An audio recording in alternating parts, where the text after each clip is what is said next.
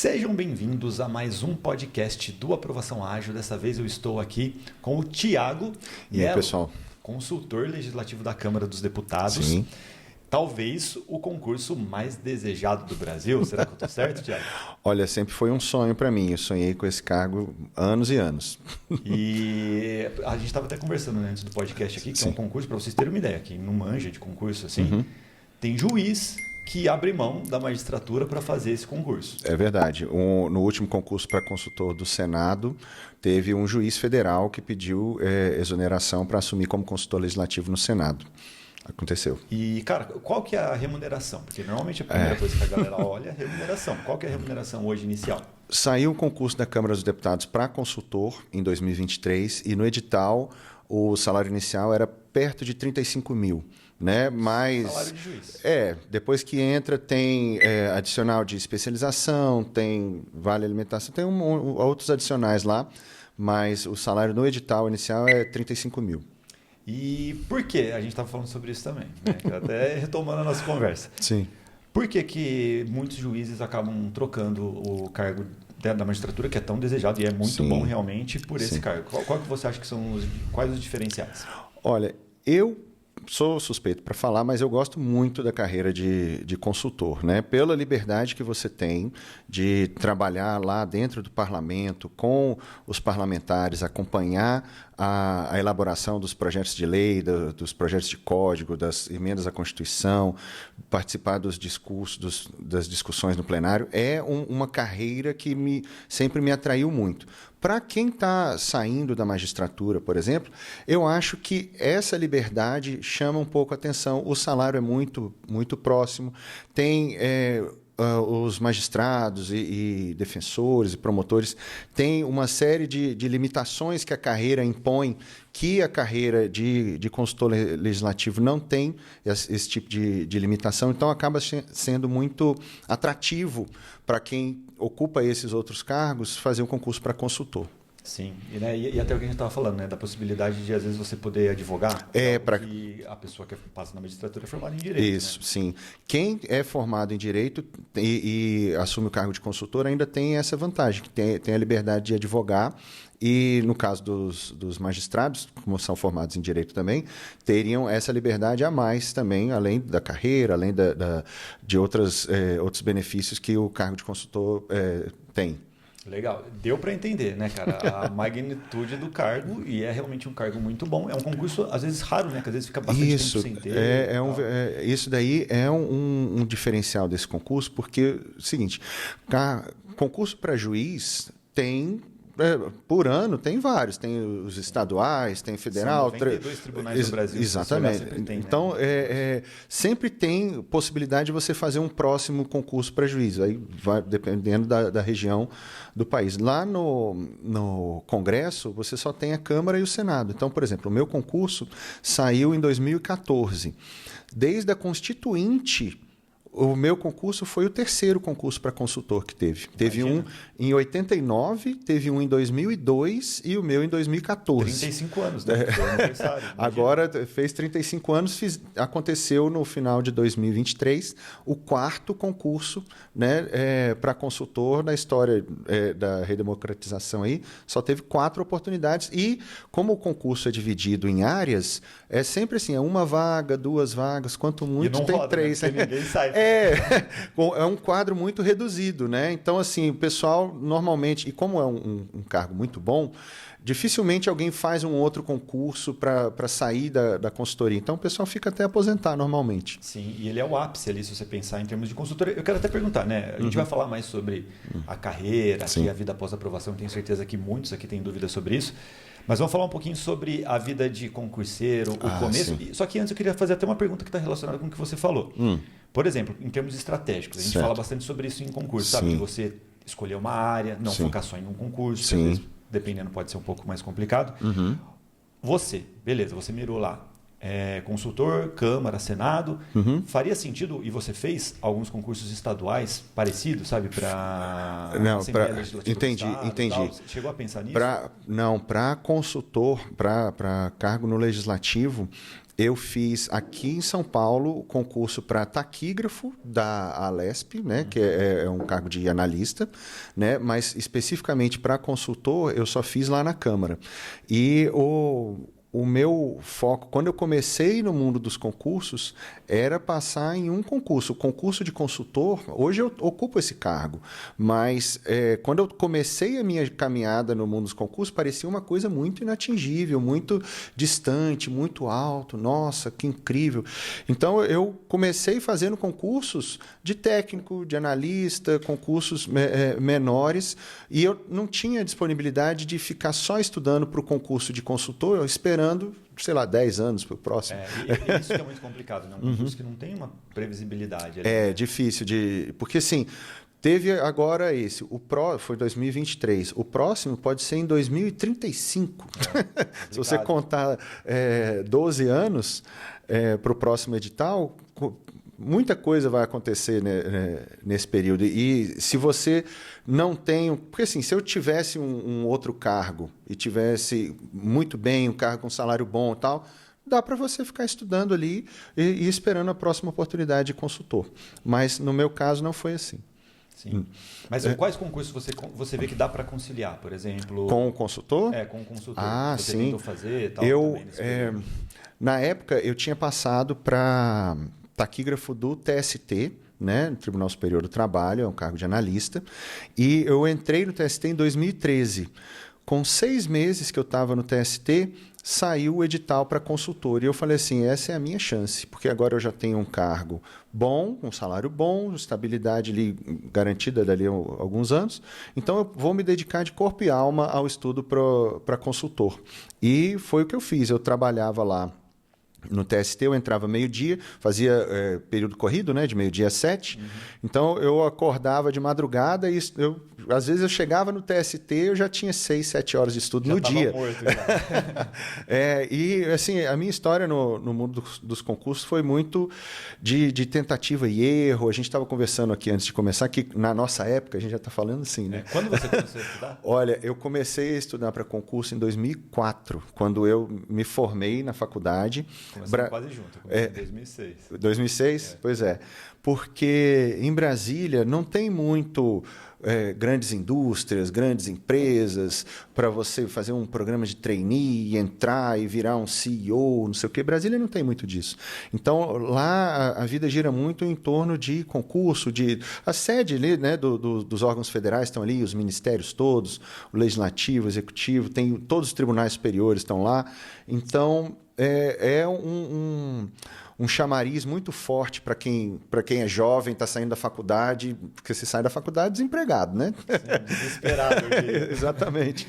E então, entrar no mundo dos concursos é um chamariz muito forte, e foi assim que eu comecei, sonhando um dia virar consultor, mas fazendo concurso ali de técnico. Meu primeiro concurso foi para o TJDF, para técnico, e foi um choque, porque eu não estava acostumado. Inclusive, a gente conversando aqui de como que o pessoal tá com mais facilidade hoje em dia, né, de recursos para estudar.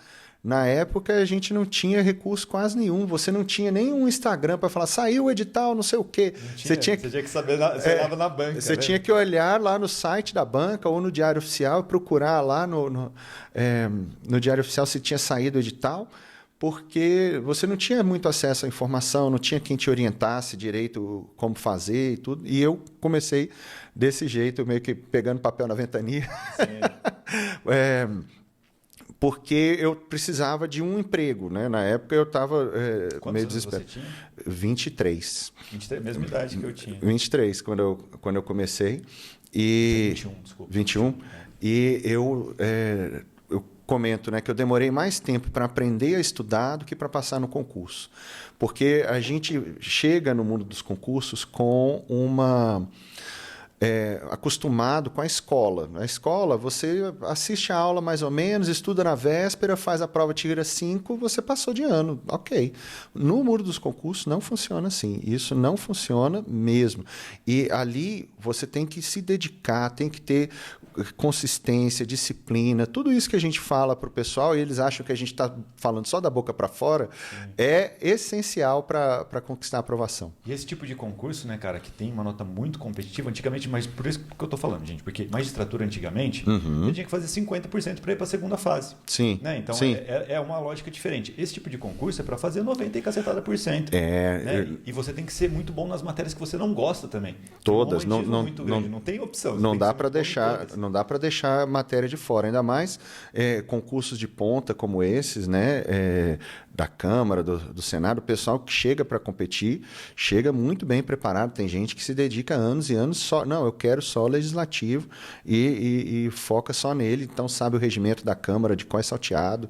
E até te perguntar uma coisa, você conhece um monte de consultor lá também. Sim, né? Meus colegas. Provavelmente, eu acho que essa galera toda era concursada antes em outros concursos, não era? Dificilmente uma pessoa escolhe só, ainda mais pela característica. Não, para consultor, a maioria, pessoal, eu tenho colegas hoje que eram auditores da Receita, auditor do TCU, analista do Senado. Tem uma colega minha do meu concurso, era juíza estadual no Tocantins, estava desesperada para sair da magistratura para assumir como consultora. E, assim, os consultores, o pessoal acha que é muito raro de ver um consultor, não sei se tem muitos consultores que participam de podcast, mas aqui em São Paulo vocês têm um consultor que trabalha para vocês. O meu colega do meu concurso, Tarcísio, governador de São Paulo. Ele era consultor? Não sabia. Ele é consultor, ele está de licença. Ele é consultor do meu concurso, da minha turma. Fomos nomeados juntos e aí ele saiu, ele trabalhou lá na consultoria alguns anos e saiu para assumir como ministro, aquela licença para cargo público, né? E depois ele concorreu aqui para governador, e o governador de São Paulo é meu colega de concurso. Então o consultor está trabalhando para vocês aqui também. Legal, não sabia que ele era consultor mesmo, eu sabia que ele era engenheiro, né? Pois é, que você perguntou do pessoal de outros concursos antes. O Tarcísio, antes de fazer concurso para consultoria, eu acho que ele era do DENIT, da NTT. Isso, eu DENIT, que tinha algum histórico que ele trabalhava na área específica de engenharia. Isso, de engenharia. De obras, né, isso. E a área que ele fez o concurso é para a área de transportes, né? Especialidade de consultoria na área de transportes. E ele ficou em primeiro lugar no concurso. Tá? A minha colega Ludmila, que nós temos um curso junto, ficou em segundo lugar na mesma área que ele, inclusive. Então, assim, os consultores estão por aí. Sim. É que são poucos, né? Poucos. É um público bem qualificado. Sim, e o pessoal convida muito para assumir cargos fora, porque sabe da qualidade do corpo técnico ali da querendo Câmara. ou não, vocês têm um relacionamento muito próximo com os políticos que têm a caneta na mão, né? Então, isso gera também uma proximidade. Gera uma proximidade e eu tenho no meu Instagram vários vídeos dos parlamentares elogiando os consultores, o corpo de consultores da consultoria, porque é um trabalho de excelência. Eu trabalho lá, mas eu falo só dos meus colegas, que eles são referência no Brasil, são excelentes profissionais. Os estudos que a consultoria elabora, muitas vezes são citados na formação da jurisprudência do STF. Sim. Então, os ministros do STF falam, o consultor fulano fez esse estudo aqui, excelente, tal, e aí usa isso como embasamento para fazer uma súmula, fazer uma decisão, bem legal. Ó, agora eu quero fazer uma pergunta. A gente está falando aqui sobre a vida depois. A gente vai começar daqui a pouco a falar sobre os estudos. Sim. Só que é algo assim, que meio que virou um trauma para mim. Diga. E que fez eu tomar a decisão ali de, inclusive, focar muito em concurso de tribunal quando eu entendi a realidade que é diferente nos tribunais. Eu trabalhei no primeiro cargo que me chamou, não foi o primeiro que eu passei, mas foi o primeiro que me chamou, na prefeitura. Na prefeitura de Suzano. Certo. Uma cidade bem pequena, uma estrutura muito diferente do que a gente tem, por exemplo, aqui na Câmara, Senado, Executivo Federal e tudo mais. Sim. Só que uma coisa que me assustou demais, eu trabalhava com licitações lá, fui contratado para o setor de licitações. É uma área sensível. Então, sensível, imagina. E assim, eu lembro que eram 3 concursados para 14 comissionados e era um ambiente muito tóxico, cara, por causa disso, sabe? Da influência da briga ali de concursado com comissionado, aquele atrito. Minha mãe também trabalhou um tempo, né? Trabalha até hoje na prefeitura e você percebe que tem um atrito ali entre comissionados, concursados. Até eu já gravei alguns vídeos sobre isso.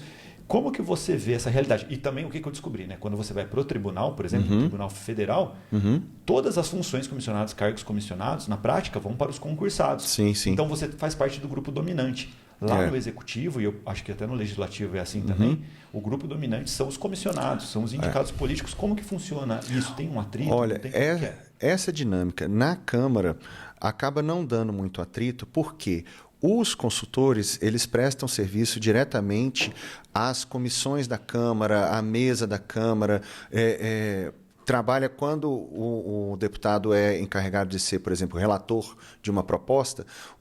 Muitas vezes o deputado não tem o conhecimento técnico para fazer o relatório daquela proposta. Vamos discutir aqui energia nuclear. Dificilmente um deputado vai ter uma especialização em energia nuclear, né? Mas ele é o escolhido para ser o relator daquela proposta. Então, assim, o deputado vê com muito bons olhos o trabalho do consultor, porque o consultor está ajudando o deputado a fazer aquele trabalho ali, né? Então, o consultor não entra no gabinete do deputado para prestar serviço diretamente para o deputado. Então, acaba não tendo tanto esse atrito com os comissionados. E os comissionados, eles têm um relacionamento positivo com os consultores, porque o pessoal, eles estão ali para fazer um trabalho em conjunto e atender às demandas do deputado, né? O consultor entra com o conhecimento técnico, os comissionados entram com toda a parte de estrutura, de logística em volta ali, e para fazer o trabalho bem feito para entregar para casa, né? Entregar o melhor relatório, o melhor projeto de lei, melhor justificativa para fazer um projeto de lei. Então, assim, eu não vejo muito como havendo esse tipo de atrito, porque os consultores não estão em áreas meio, assim, tipo licitação, RH, sei lá, patrimônio, é mais na área fim. Então, o deputado vai votar determinada coisa, aí ele pede, sim, puxando para a minha área, né? Ele precisa de um discurso para falar sobre um determinado tema. Eu ajudo ele no que ele quer fazer, que é a função final dele ali, fazer um discurso, o parlamento, né? Eles estão ali para debater e tudo mais. Então, já aconteceu, vou contar uma história aqui, já aconteceu de eu estar na minha casa, não estava de ponto batido, não estava trabalhando e tal, eu ia para a Câmara de tarde. De manhã cedo me toca o meu telefone, eu atendi, alô, é o consultor Tiago? Eu falei, sou eu. Ô, doutor, eu não sou acostumado a chamar de doutor. Ô, doutor, me ajuda, por favor, aqui é a fulana, eu sou comissionário aqui no gabinete do deputado tal. Está acontecendo agora uma comissão geral no plenário para discutir a política de preços da Petrobras e o deputado ele é da base e não sei o quê, ele quer fazer um discurso defendendo a política de preços, tudo mais, ajuda a gente e tal. Eu falei, não, ajudo, você precisa disso para quando? Ela, para meia hora atrás, porque o deputado já está indo, a sessão já começou e a gente está com dificuldade de fazer isso. Eu falei, tá bom, não, eu vou ver o que eu faço. Mas como é que você arrumou meu telefone? Eu perguntei para ela. Não, a minha chefe de gabinete mandou uma mensagem no grupo de chefes de gabinete da Câmara e a chefe de gabinete da presidência deu o seu telefone. Eu falei, olha, eu não conheço a chefe de gabinete da presidência. Mas aí eu falei, tá, vou ver aqui. Eu desliguei o telefone, liguei para um colega meu que é especialista em Minas e Energia, inclusive, e eu falei, me fala aí em tópicos os pontos principais da política de preço da Petrobras. Porque era na época que a gasolina estava R$ 8,50, quase R$ 9,00. Aí eu tinha que fazer um discurso a favor da política de preço da Petrobras. Aí ele falou, funciona assim, assim, assim. Eu falei, tá, beleza, já tenho a linha argumentativa aqui. Aí eu peguei, escrevi meia hora, 40 minutos, mandei para ela. Aí ela, graças a Deus, a gente estava desesperado aqui, imprimiu, foi correndo e entregou para o deputado entrando no plenário, né? E nesse dia o deputado leu o discurso, depois teve reunião do partido e ele usou o mesmo discurso como base e tudo mais. De tarde ela foi lá, me agradeceu, lá na minha sala, me agradeceu, muito obrigado, foi maravilhoso e tudo mais. Então, assim, existe uma parceria com os comissionados em função desse trabalho área fim, entendeu? E aí o pessoal fica com raiva de mim porque termina de ler os discursos que eu faço, a ideia é sempre assim, você tem que terminar de ler um discurso que eu faço e falar, é isso aqui, não tem como ser diferente, essa é a melhor opção. Então o pessoal terminou de ler e falou, não, a gasolina tem que subir para R$11, 12. Sim. E aí eu conto isso, meus amigos, então foi você? Foi você, Não, gente, não foi isso. Mas assim, então é uma realidade bem diferente do que a que eu vivi e que muitas pessoas vivem. E aí eu acho que depende muito também da estrutura do órgão, né? Sim. Porque lá, cara, era assim, comissionado querendo empurrar coisas que não faziam sentido tecnicamente. E o concursado normalmente, né, estudou para o concurso, ele tem um controle maior disso, né? O indicado político ele vai querer agradar quem fez a nomeação dele ali. Os consultores têm uma política assim, se o deputado quer um determinado projeto de lei, não é a minha área, mas eu sei como funciona.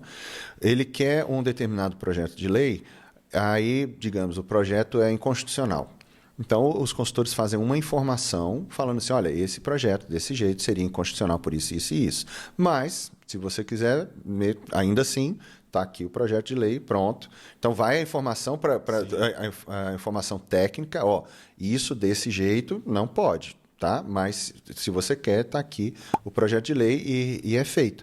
Porque o mandato é do deputado. Sim. Então, não cabe a mim, servidor, eu costumo dizer que assim, o meu trabalho, e eu gostaria que todos os servidores pensassem assim, eu não trabalho para esse ou aquele deputado, eu trabalho para o país, eu trabalho em função da democracia. Então, eu sou um cidadão, eu tenho a minha visão de direita, de esquerda, tanto faz.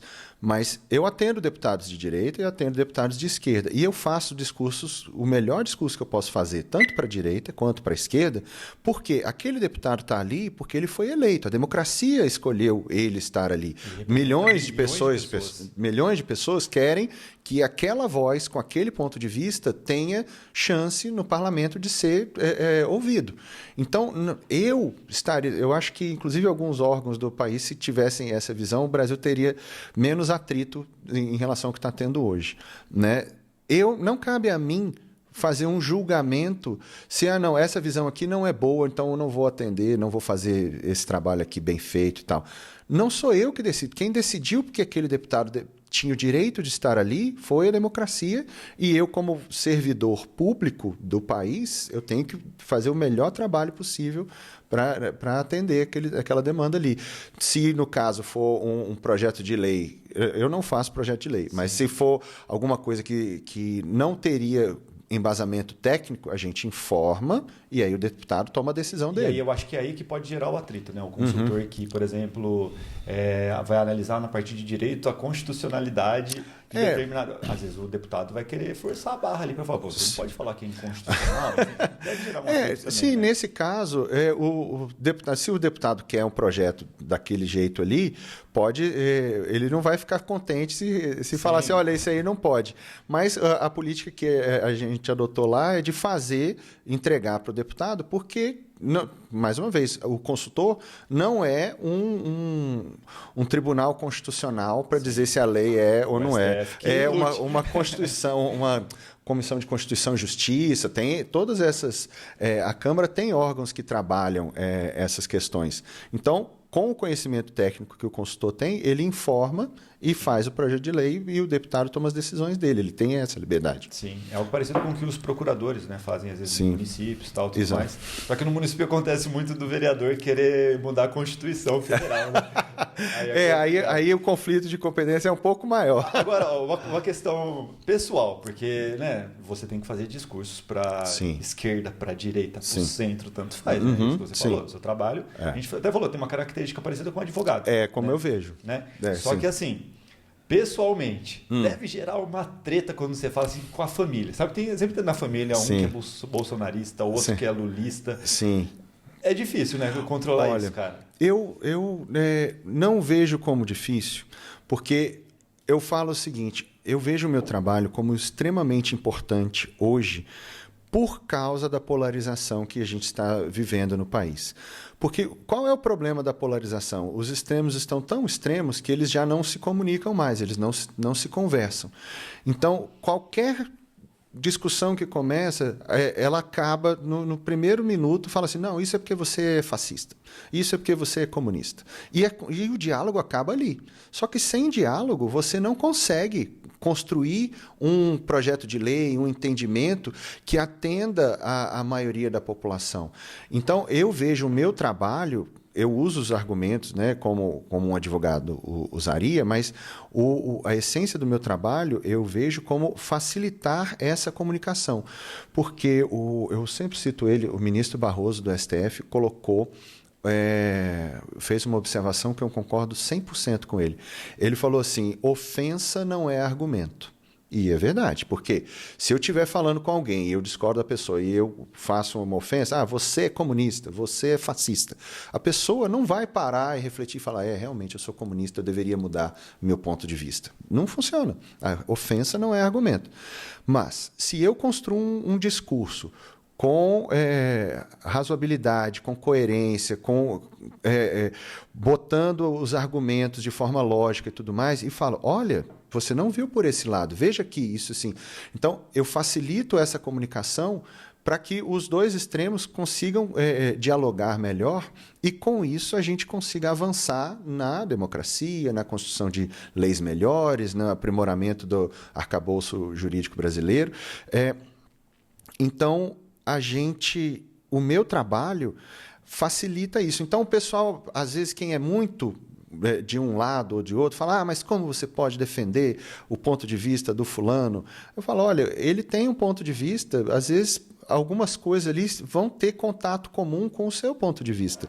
E eu ajudo a fazer essa ponte. Sim, o bom senso sempre está no meio. Exatamente. Eu fiz um discurso no ano passado, onde eu falei exatamente, esse discurso saiu na primeira página de vários jornais, tudo, eu falei assim, olha, não fui eu que falei o discurso, mas eu escrevi, né? A solução é a gente encontrar o caminho do meio. Você tem o caminho do meio vai te levar ao progresso, ao desenvolvimento, ao entendimento entre as partes. E enquanto a gente estiver muito polarizado em um lado sem conversar com o outro, vai ficar difícil de avançar. Sim.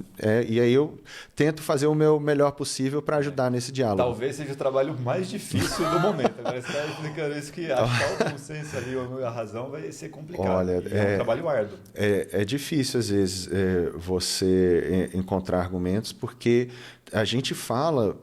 eu brinco, né, lá com o pessoal da consultoria, que se você é especialista em direito ambiental, o seu trabalho é direito ambiental, você provavelmente já estudou muito, antes de fazer o concurso, já estudou muito sobre direito ambiental, às vezes você já ocupou um cargo durante anos, onde você trabalhava com isso. Então, direito ambiental meio que você sabe quase tudo. E o que você não sabe, você sabe aonde procurar para se informar. A área de pronunciamentos... ela fala de todas as outras áreas e mais coisas do momento. Então, chegar inteligência artificial, qual que é a área que cuida disso? Eu não sei, mas a gente faz discurso sobre isso, faz discurso sobre direito ambiental. Eu já fiz discurso, ia ter a COP... eu não vou lembrar o número, mas é um evento desse internacional para discutir meio ambiente.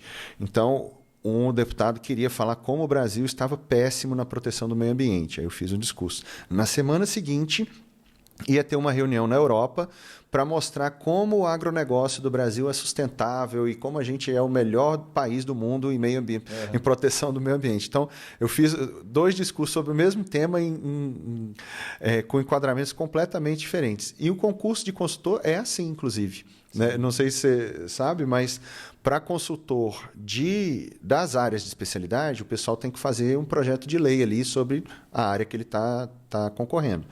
Para a área de pronunciamentos, a banca dá um tema e o candidato tem que escrever ali na hora de tarde, na caneta ali, um discurso a favor e um discurso contra aquele mesmo tema. Né? E os dois têm que estar embasados, argumentados, bem estruturados para convencer a banca de que, como eu falei, o examinador tem que ler o discurso e falar assim, isso aqui não tem como ser diferente. Aí tem que ler o outro e falar, é isso aqui mesmo, não tem como ser diferente. O poder de convencimento é o ghostwriter e o copywriter de políticos. É o que eu, na mentoria que eu fiz para os alunos que iam concorrer para consultor de pronunciamentos no concurso da Câmara, eu falei exatamente isso, que o objetivo de um discurso político é convencer. Você não está ali para expressar a sua erudição, para falar o quanto de livros você já leu. Nada. O seu objetivo é convencer e falar a língua das pessoas que estão te ouvindo. Sim. Porque se elas quem estiver te ouvindo não te entender, você não vai convencer ninguém. De nada. Sim, é algo muito parecido com uma tendência que hoje tem no judiciário, né? Os TRTs começaram com isso porque, a gente fala com um trabalhador. Exatamente. Né? Então tem que ter uma linguagem mais simples. Tira o não obstante, todavia, destarte. Outro sim. Não faz sentido, porque às vezes a pessoa que está ouvindo não vai... Sim. Se conectar com esse conteúdo. Você tem que...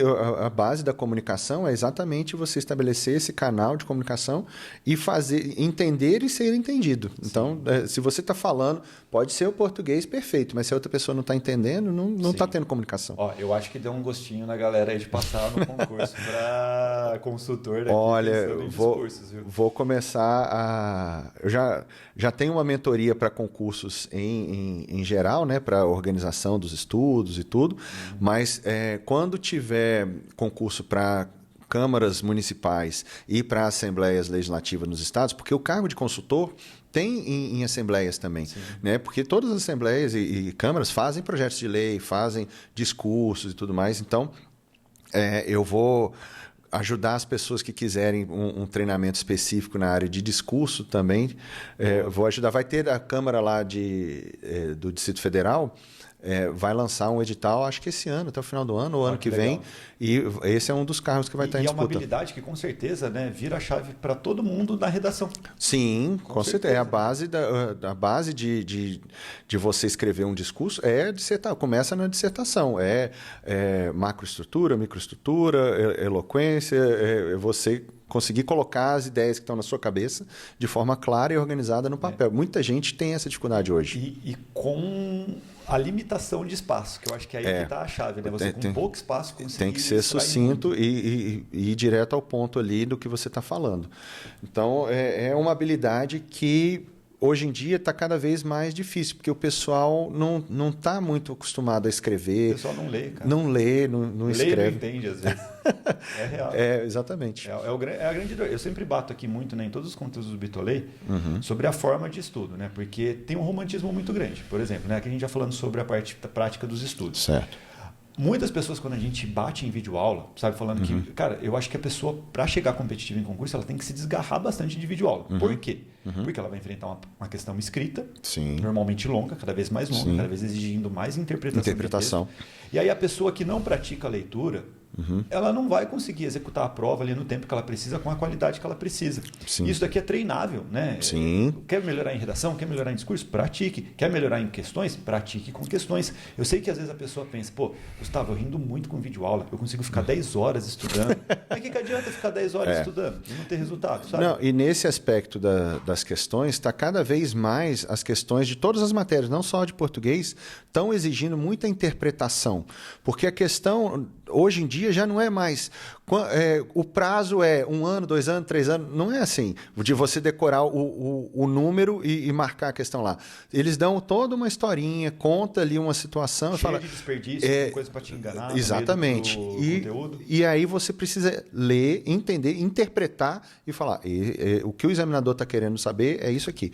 E isso é um dos pontos que eu bato na minha mentoria, que o pessoal tem que fazer muitas questões. Eu chamo isso de o conteúdo oculto de todos os concursos. Porque você pega lá o conteúdo programático de qualquer edital, tem lá direito constitucional, administrativo, sei lá, tributário, depende do concurso. Mas não tem escrito lá, mas é cobrado o conteúdo fazer questões. Porque no concurso de consultor, isso aconteceu, um colega meu contou, veja só. Ele era da área de direito tributário, se não me engano. Ele sentou para fazer a prova de consultor, em 2014. Ele olhou para o lado assim. Do lado dele, na cadeira do lado, sentou o cara que escreveu o livro que ele usou para estudar. O autor do livro. Imagina a pressão. Rapaz. Então, aí ele falou, poxa, não vou ter a menor chance. O autor do livro está sentado aqui do meu lado. Só que o que aconteceu? O autor do livro não passou, e esse meu colega passou. E não faltava conteúdo, vamos combinar, né? Mas é que é diferente a prova, Exato. né? Não é show, eu sempre falo, não é show do milhão. Eu sempre coloco na apresentação show do milhão. O pessoal acha que concurso é sobre isso. Eu vou fazer um concurso aqui, sei lá, do TSE, que está bombando. Sim. A pessoa que manja muito de direito eleitoral, que manja da jurisprudência, da doutrina, vai passar. Não, às vezes essa pessoa tem um conhecimento tão aprofundado que ela não dá importância para a lei seca, que é o que vai cair, vai despencar. E essa prática, eu fiz tanta questão, mas tanta questão, que quando eu estava fazendo as provas lá do TST, da Câmara, muitas vezes eu não precisava nem chegar no final da questão para saber o que o examinador está querendo. Ele está querendo... O que ele está me perguntando? Porque assim, eu já estava acostumado com o padrão da banca. Sim. Então, eu já sabia o que ele quer saber, é isso aqui. Então, na minha prova de consultor, por exemplo, eu tive tanta tranquilidade. E assim, você fazer muita questão te dá tranquilidade. Eu costumo dizer que o medo, a ansiedade atrapalha... Mesmo quem estudou muito, a emoção pode atrapalhar na hora da prova. É o que mais tem hoje em dia, porque a galera está muito ansiosa. Muito ansiosa. Inclusive, depois eu quero falar do livro que eu estou escrevendo, que vai ter um pouco sobre isso. Mas o que eu fiz na prova? Era uma prova do CESP na época, Sebrasp hoje, né? Uma errada anula uma certa. Eu comecei a fazer a prova, fiz todas as questões até o final. Aí terminei, aí eu voltei, contei quantas eu tinha feito, que eu só marquei as que eu tinha certeza. Aí contei, cheguei lá no final, beleza, isso aqui, se eu acertar todas, se eu não errar absolutamente nenhuma, eu vou ter 50%, 55%, tá pouco, preciso de mais pontos. Porque, assim, dificilmente você acerta absolutamente todas, né? Mesmo as que você marcou com muita certeza, Aí eu falei, não, preciso de mais pontos. Aí eu voltei no início da prova, as que eu tinha deixado em branco, fui analisando, fiz mais não sei quantas, e beleza, entreguei a prova. Eu corrigi, a prova foi no domingo, eu corrigi na terça-feira o gabarito, eu fiz, se não me engano, 76% líquido na prova do CESP. Né? Mas eu tinha feito, sei lá, 2.000, 5.000 questões do CESP. Se você, ainda mais, fica de dica aí, se o concurso que você vai fazer já tem uma banca definida, já começa a fazer, se é o seu foco, começa a fazer só questões daquela banca ali. Faz muita diferença. Muita diferença. E, mais uma vez, não é só questão de você saber o conteúdo. Eu demorei anos para aprender isso. A gente estava falando antes aqui que, na nossa época, era muito tentativa e erro, você quebrava muito a cabeça e tal. Eu me lembro vivamente de pensar assim, não, se eu estudar tudo, não tem nada que eles vão perguntar que eu não vou saber. Sim, mas não funciona assim. Eu aprendi isso da pior forma.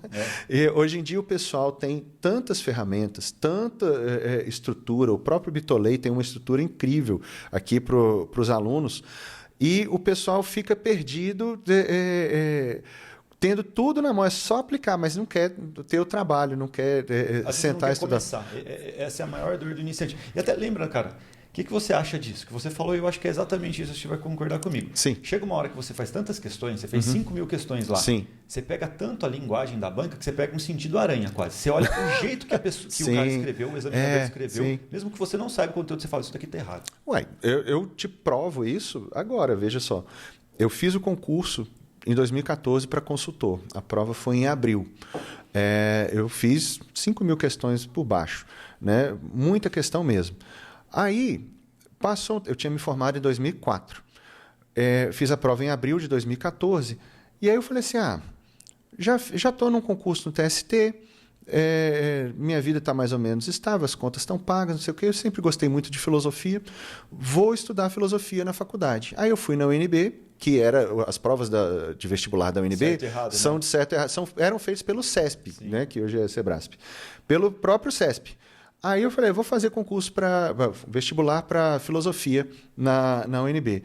Fiz o vestibular, eu não estudei uma linha de conteúdo de vestibular, de química, física, matemática, nenhuma questão só, nada. Fiz a prova, eu passei em primeiro lugar. Mas porque eu sabia tudo que a banca, o jeito da banca. Né? Então, eu cheguei com estratégia na prova de falar, não, eu sei como a banca pede, eu sei que algumas questões estão ali só para serem muito difíceis e tomar tempo dos candidatos. Então, assim, você fez pega... o simples que funciona. Exatamente. E eu fiz o vestibular para filosofia na UNB, Universidade Federal, passei em primeiro lugar. E, assim, sem estudar, conteúdo, eu estudei muita questão. Mas é a maturidade, né, cara? Porque a gente se ferra tanto em concurso que chega uma hora, né? Principalmente quem tem uma vida ocupada e tudo mais, você aprende a produzir e ser menos ocupado. Sim. Então você consegue fazer isso no estudo. A molecada não tem essa visão, porque eles estão tão imersos ali naquele sistema tradicional, Sim. com o professor entregando lá centenas e centenas de horas de videoaula, um conteúdo teórico que não vai cair na prova, que você perde muito tempo com isso, né? Quem chega na veia já, na pegada de resolver questões, de focar naquilo, no paretão, na regra 80-20. Sim. Cara, você passa em qualquer concurso. E é aí que entra o meu trabalho com a mentoria. O meu objetivo... Porque, assim, eu não precisava trabalhar com isso com o objetivo de ganhar dinheiro. O meu salário na Câmara é muito bom, não tem do que reclamar, é excelente. Mas eu estudei muitos anos sozinho, quebrando a cabeça, sem apoio nenhum. E aí, tentativa e erro. E é um investimento grande, tanto em tempo quanto em dinheiro. Você ficar fazendo concurso atrás de concurso, aí compra o material, aí compra o livro. Na época era livro ainda. Então era um investimento muito grande e eu estava sozinho. E eu falei assim, não, eu quero ajudar as pessoas a encurtar esse caminho. Se eu conseguir evitar que elas errem tudo que eu já errei, elas já vão acelerar a aprovação delas. Então, eu estou terminando de escrever um livro agora sobre isso, formas de acelerar 7 vezes mais a aprovação das pessoas, mostrando tudo que eu aprendi nessa caminhada, e eu tenho a mentoria onde eu falo exatamente sobre isso. Eu dou o caminho, eu fiz a analogia, se você me permitir, com o bolo, né? Sim. Que assim, o concurso, o cargo público que você quer, imagina que é como se fosse um bolo, né? Bolo pronto. Aí você tem vários ingredientes para você chegar nesse bolo. Então você tem videoaula, alguns não são os mais indicados. Tem videoaula, você tem PDF, você tem livro, você tem lei seca, você tem mapa mental, mapa mental, Anki, resumo, isso tudo aí são ingredientes.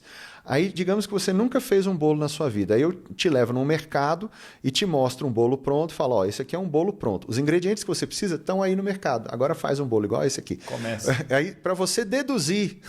E antigamente, na nossa época, quando a gente começou, era assim, não tinha informação. Exatamente.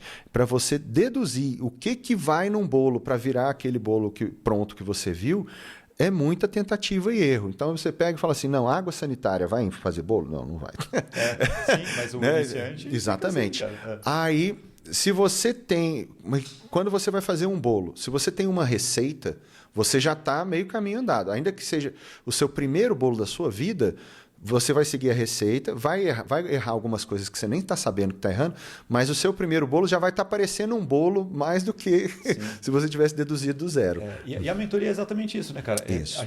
A gente tenta ensinar principalmente, e algumas pessoas não entendem isso, que às vezes o vídeo está bem direto, você já chega logo dando na letra que tem que fazer. Sim. Só que isso, inevitavelmente, aqui no nosso caso, foi fruto de erro nosso. A gente perdeu muito tempo mostrando as coisas que nós mostramos para vocês.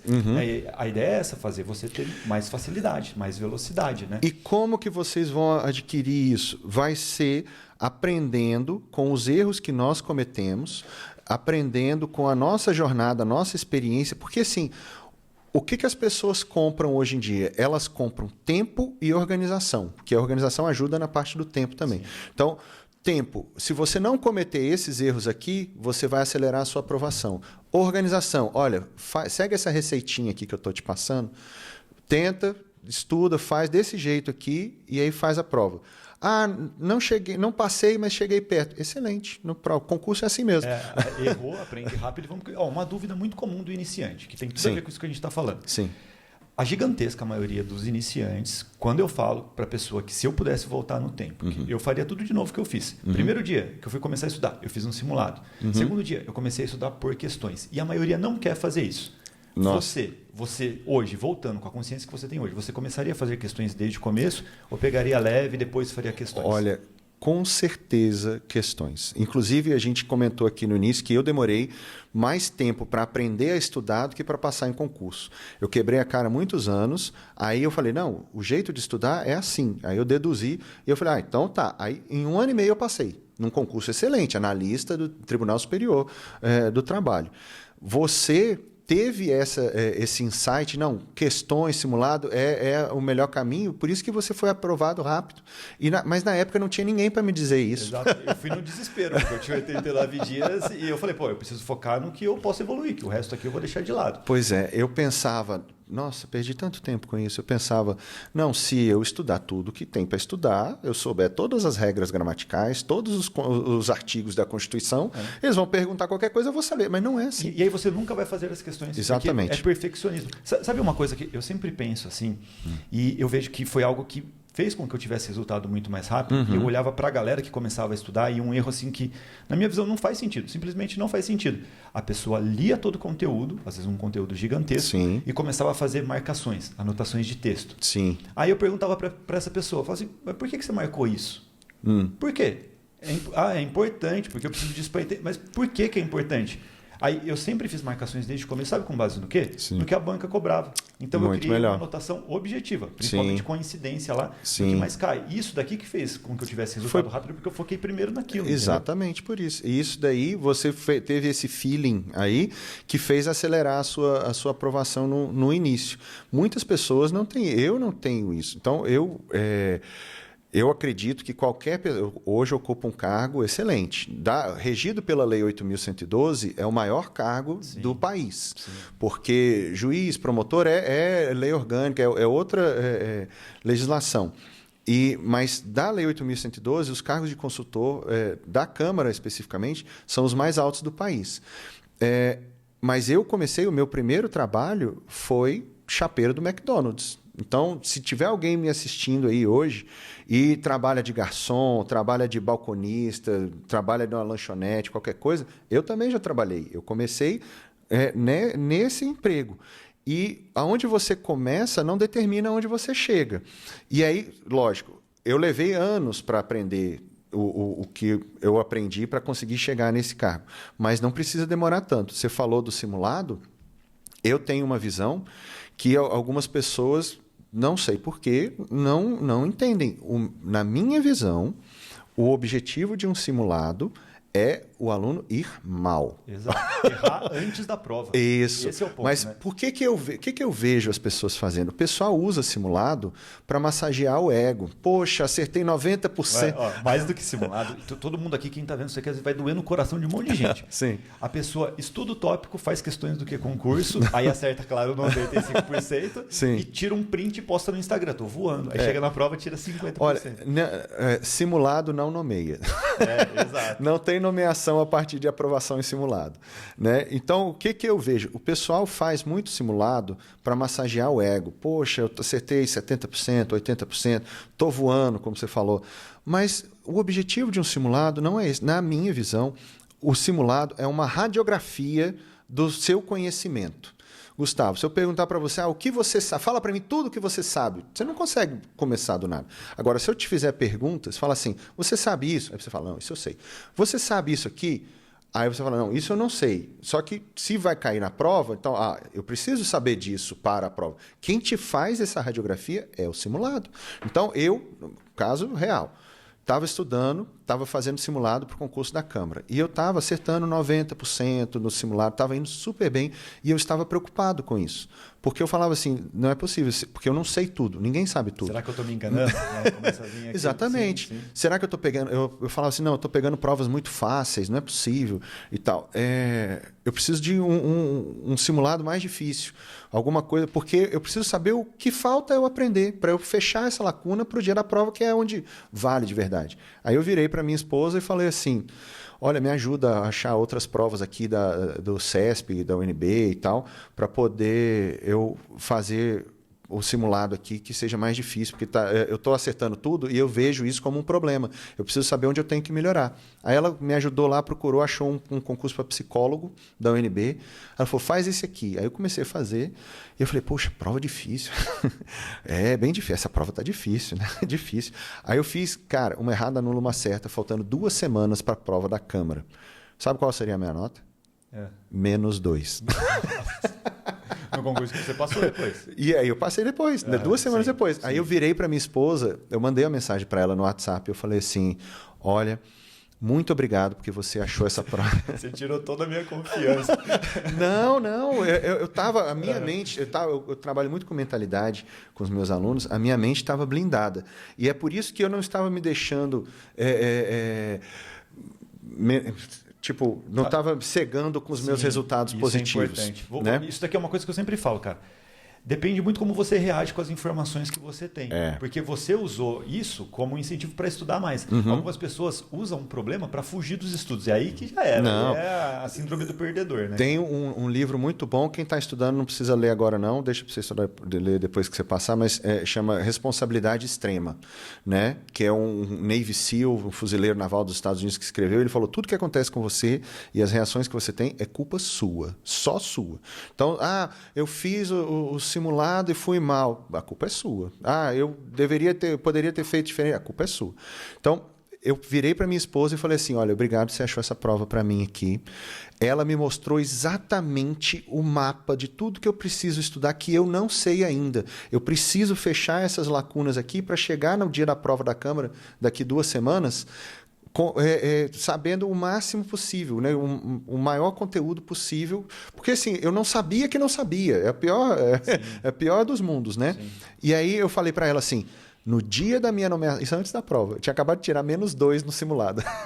Aí eu falei para ela assim, no dia da minha nomeação para consultor, eu vou comprar uma joia para você, para te agradecer por essa prova aqui.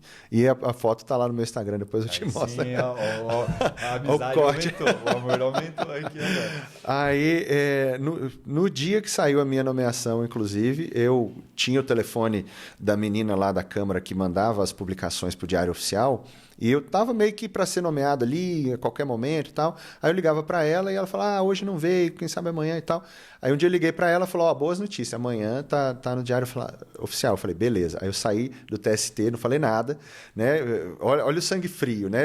A minha nomeação para consultor legislativo está no Diário Oficial amanhã. Você estava com vontade de sair correndo. Eu não falei para ninguém. Aí eu fui no shopping, comprei uma joia para ela, deixei escondido na mochila. Acordei de madrugada, 4 horas da manhã, vi lá, saiu a nomeação, imprimi. Quando ela acordou, eu levei a nomeação para ela. Falei, tá aqui, fui nomeado consultor legislativo, tá aqui sua joia. Aí sim, hein? Da hora. Mas, então, voltando ao negócio do simulado, o objetivo do simulado é tirar uma radiografia de tudo que você não sabe. Porque se você faz o simulado, digamos, acertou tudo, o que você aprendeu com isso? Nada. E pode ser que no dia da prova caia coisas completamente diferentes. Então, você tirar 100% no simulado não te garante nada na prova. Você use a ferramenta simulado, use para preencher, identificar as lacunas no seu conhecimento.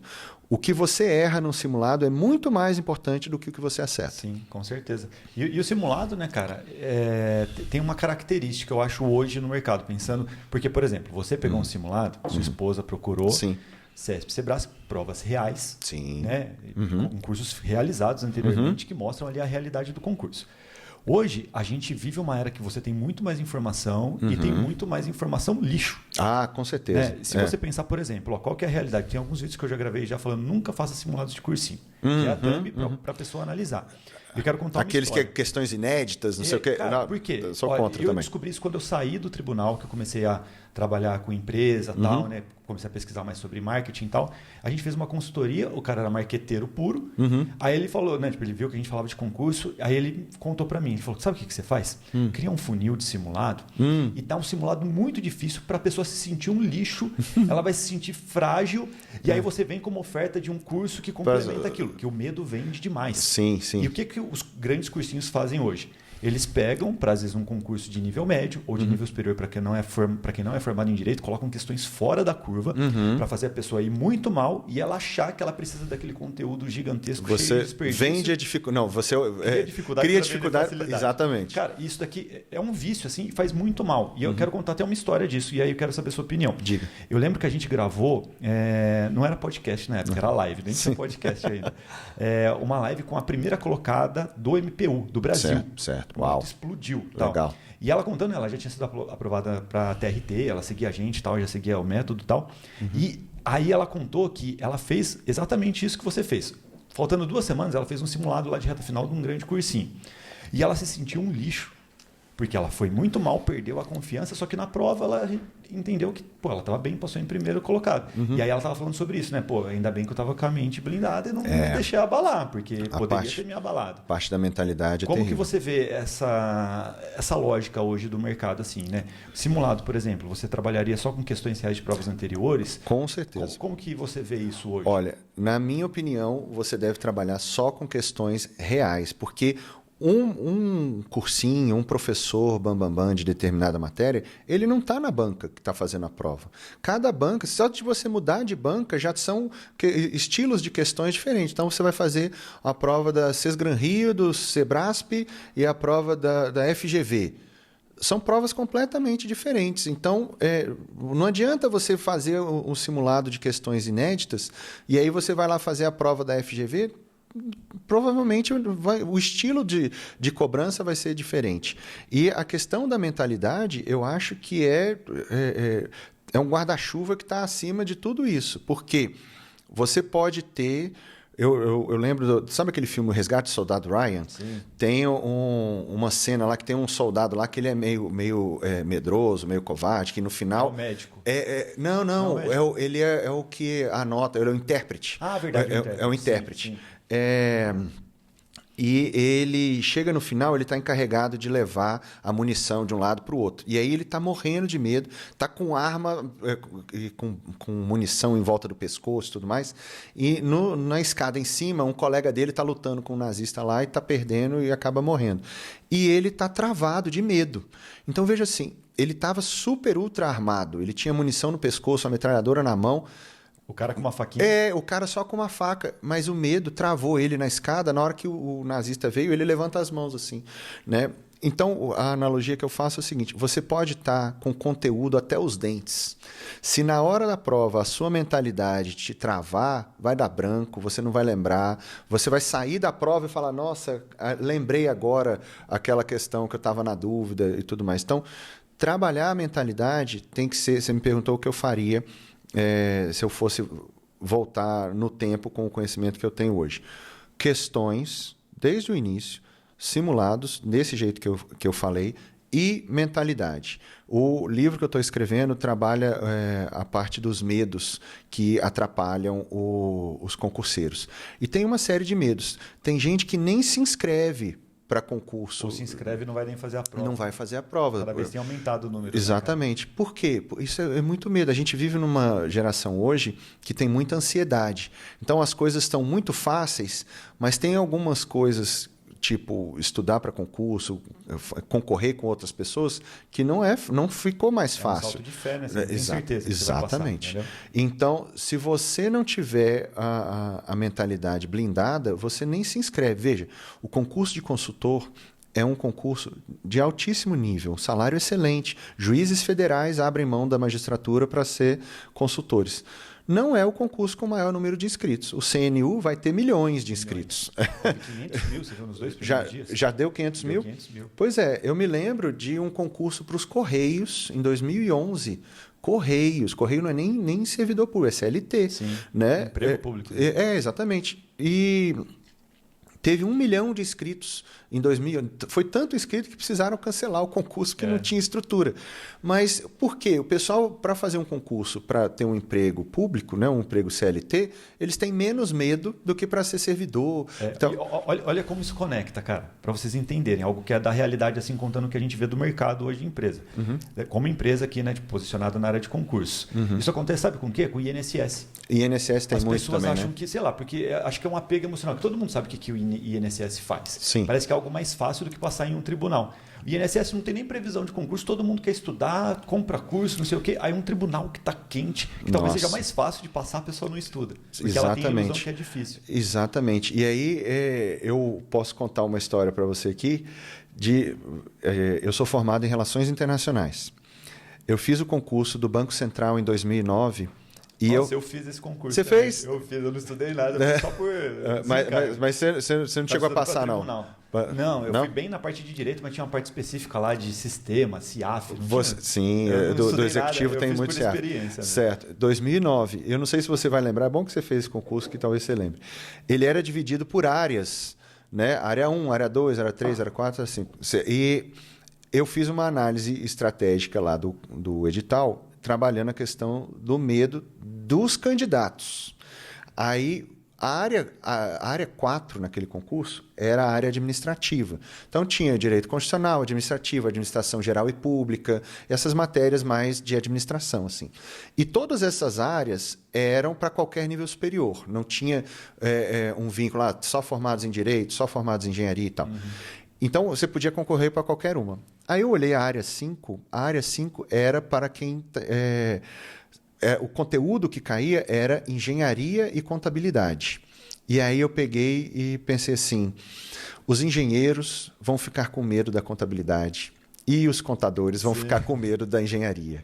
Aí eu pensei assim, esse concurso, essa área aqui, na visão das pessoas que estão de fora, eles vão achar que é a mais difícil. Então, vai ter muita gente plenamente capaz que não vai nem se inscrever. E a maioria que se inscrever vai fugir da prova. Vai fugir, exatamente. Eu fiz o concurso do Banco Central para engenheiro e passei. Eu sou formado em Relações Internacionais, sou péssimo em exatas. Mas com qualquer graduação dava para... Era para qualquer nível superior, né? Porque o filtro deles era o conteúdo. Sim, o conteúdo. Então, na prova, caiu questões de cálculo de homem-hora para fazer uma obra, ligação elétrica, three-way, quantos fios, não sei o quê. Eu estudei. Então, assim... Mais uma vez, eu comecei minha vida profissional trabalhando no McDonald's e hoje eu sou consultor legislativo. O que eu fiz foi só trabalhar e estudar e dar a cara a tapa, ir lá tentar, não ter medo das reprovações e tudo, porque eu vi esse concurso do Banco Central e eu falei assim, as pessoas vão achar que esse aqui é o mais difícil e ele vai acabar sendo um dos mais fáceis. É como você falou, o pessoal acha que INSS é mais fácil, todo mundo quer fazer Correios, sim, todo mundo, o CNU, e acaba sendo mais difícil porque vai uma manada para lá. E sabe, tem um aspecto psicológico que a pessoa pensa que é mais fácil, ela estuda mais, ela se dedica mais, acaba ficando realmente mais concorrido. Mas porque aí a mentalidade dela estava assim, não, eu tô estudando aqui, mas esse aqui está garantido. Eu falo muito isso para a galera que tem formação em Direito e que pensa assim, não, eu estou iniciando, eu estou há tempo sem estudar, eu não tenho base, que é o mais comum, né, do iniciante. E pensar, não vou fazer para analista, não. Né, que vou fazer para técnico. Não faz sentido. Nossa, gente. Você vai ter mais facilidade para dominar o conteúdo. Se tal. bobear técnico é até mais difícil que analista. Até a prova às vezes vem mais difícil. Sim. É uma doideira. Em tribunal isso aqui é muito comum, cara. Não, no legislativo também. O cargo de técnico legislativo é uma prova difícil. Não tem olha, no legislativo, de forma geral, não tem prova fácil. Né? Não tem. Aliás, para eles, não existe prova fácil, né? Gente, todo mundo é adulto aqui. Você acha que alguma coisa que, sei lá, vai te dar... Né, num cargo de nível médio aqui, ó, R$6.000 por mês para sempre, R$10.000, R$30.000. Você acha que vai ser fácil? Aposentadoria garantida, não vai ser demitido, tem todos os direitos, você pode ter licença, está com problema de saúde, você tem plano de saúde, entrega um atestado lá para cuidar da sua saúde. Se você tiver um carrinho de cachorro quente, você ficou doente e não foi trabalhar, você não ganha. Então, assim... É uma segurança muito grande, né, cara? Não existe concurso fácil. Só que, dentre as dificuldades ali, muita gente boa, plenamente capaz, nem se inscreve para alguns cargos por medo, por questão de mentalidade, por achar que é muito difícil, que não é bom o suficiente, coisas assim. E é muito cômodo, né? Eu sempre falo isso, cara. É muito cômodo a pessoa acreditar nisso, que ela não é capaz, que ela não é inteligente, que o concurso não é para ela, porque aí ela está autorizada a não estudar. É uma desculpa perfeita, né? Sabe? Eu não nasci para isso, então é algo que ela não pode controlar. Só que isso é uma mentira, né? A pessoa mente para si mesma, para a gente, para a família dela, para todo mundo que depende dela. É aquele negócio da responsabilidade. Se você assume a responsabilidade pelas consequências das coisas que você está fazendo, o seu futuro vai ser muito melhor. Então, eu quando comecei a estudar, eu tinha a minha lógica de escola. E era toda errada, para concurso não dava resultado. Num primeiro momento, eu pensei assim, esse concurso aí deve ter sido fora da curva. Eu assisti às aulas e tal. Então, eu não estava assumindo a responsabilidade de que eu tinha que me dedicar, ter disciplina, estudar e levar o negócio a sério. Então, por isso, eu não estava tendo resultado. Quando eu assumi essa responsabilidade, o meu resultado veio muito mais rápido. Sim, e isso não tem discussão, né, cara? Isso daqui é cientificamente comprovado. Até no livro lá da aprovação, eu coloquei o estudo que teve da Universidade da Filadélfia, na Pensilvânia. Eles fizeram uma análise de pessoas ali, né, da molecada que queria entrar nas melhores universidades dos Estados Unidos. Basicamente, concurso. Nota, ter nota alta na prova e tudo mais. E aí eles mediram a amostragem gigantesca, disciplina e inteligência desse grupo. E a conclusão do estudo é essa. As pessoas que tiveram notas mais altas não tinham um QI mais alto. Elas tiraram uma nota alta no índice, no teste que eles fizeram lá de disciplina. Sim. Então, toda vez que você pensar nisso, eu não tenho capacidade, na verdade é você que está sendo omisso. Tem uma frase hoje de Instagram que é: o esforço vence o talento. Né? Porque você pode ter todo o talento do mundo. Se você não se esforçar, não trabalhar, você não vai ter resultado nenhum. E o cara que não tem tanto talento vai voar em cima de você. O cara que repetir os conteúdos que importam, repetir as questões, sabe? E você acaba repetindo várias vezes o tema, né? Estudando com questões. Sim. Esse cara vai ganhar. Sim, e não se deixar bater. Você falou do Michael Jordan, ele mesmo falou: olha, eu só sou um sucesso, tive uma carreira de sucesso no basquete porque eu já errei tantas mil cestas, já perdi tantos centenas de jogos, e eu não me deixei abater pelos meus resultados negativos e continuei trabalhando e tive esse sucesso todo, porque muita gente faz um concurso, não passa, não, isso não é para mim. Não é pra mim. Ou então se esforça muito ali, 3 meses. 3 meses acho que é muito. E até uma coisa sobre isso, né? Que, cara, uma coisa que eu sempre falo, todo concurseiro que eu conheço, que foi concursado, começou com edital aberto. Que é algo que o mercado também tenta falar: não, você não pode estudar para um concurso que vai abrir agora. Cara, isso que eu acho que é um absurdo, porque eu só peguei no tranco, só criei hábito de estudos porque eu vi uma oportunidade que estava próxima e, com base naquela urgência, eu decidi que queria passar naquele concurso, que eu ia dar o melhor, pelo menos, para passar naquele concurso, e eu comecei a estudar. A magia, claro, acontece depois da primeira prova que você continua estudando. Pois é, você não passou no primeiro concurso. Passei no primeiro. Passou? Só que eu não passei na posição que eu queria, por exemplo. Certo. Eu passei, estava com uma expectativa de nomeação, beleza, até que eu fui nomeado depois. Depois você chegou a ser nomeado, sim. Só que eu já estava no TRT. Ah, tá. Então eu nem tomei posse. Então nem chegou a tomar posse na primeira até aprovação. Uma história engraçada, que nessa época eu morava com a minha família, né? Sim. Quando eu passei no concurso. Então meu endereço de cadastro lá a Vunesp que organizou. Estava lá na casa dos meus pais, né? Quando me chamaram, né, já tinha filho, estava trabalhando no TRT, meu pai ligou desesperado porque veio um telegrama do Ministério Público. Ah, meu Deus. Aí ele falou: meu filho vai ser preso, pra você ver a fama que eu tinha. Intimação. Mas aí eu continuei estudando, usei essa base, passei um monte de concurso. Quando me chamaram no primeiro, eu já estava no TRT. Porque uma das coisas que acontece é muita gente... Isso é tipo resolução de ano novo. Não, chegou o ano novo, vou emagrecer. Aí malha ali 2 semanas e tal e para. Faz dieta e depois para. Então, quem começa depois do edital, estuda muito ali 1 mês, 2... Às vezes até estuda até a prova, mas nem sempre vai passar na primeira prova. E o resultado vem da sua atitude depois da primeira prova. Não, você vai continuar estudando para os próximos. Você... vai parar. Eu fiz muito isso. Eu fazia o concurso, estudava ali, intensivão, 1 mês antes da prova, estudava sem parar. Aí fazia a prova, não passava, vamos ver, e aí perdi o foco. Porque assim, no momento em que você coloca isso como objetivo e não desvia a atenção para lugar nenhum, é questão de tempo para você ser aprovado. E não é muito tempo, porque se você fizer o que tem que fazer, a aprovação vem rápido. O pessoal se assusta muito com o número de concorrência, né? Cara, esse é um outro medo que eu coloquei no meu livro lá. Você não tem que se preocupar com a concorrência. Tem alguns concursos que até sobra a vaga. O concurso de juiz sobra a vaga. É um exemplo disso, né? Você, teoricamente, você está concorrendo só com você mesmo, né? Mas número de inscritos, números da concorrência não querem dizer nada. Veja só, a minha área no concurso para consultor, a minha área foi a que tinha o maior número de inscritos nominal. Eram 3 vagas, teve 1.500 inscritos, né? Mas tinha a área lá da consultoria que tinha 300 inscritos, que era 1 vaga, 2.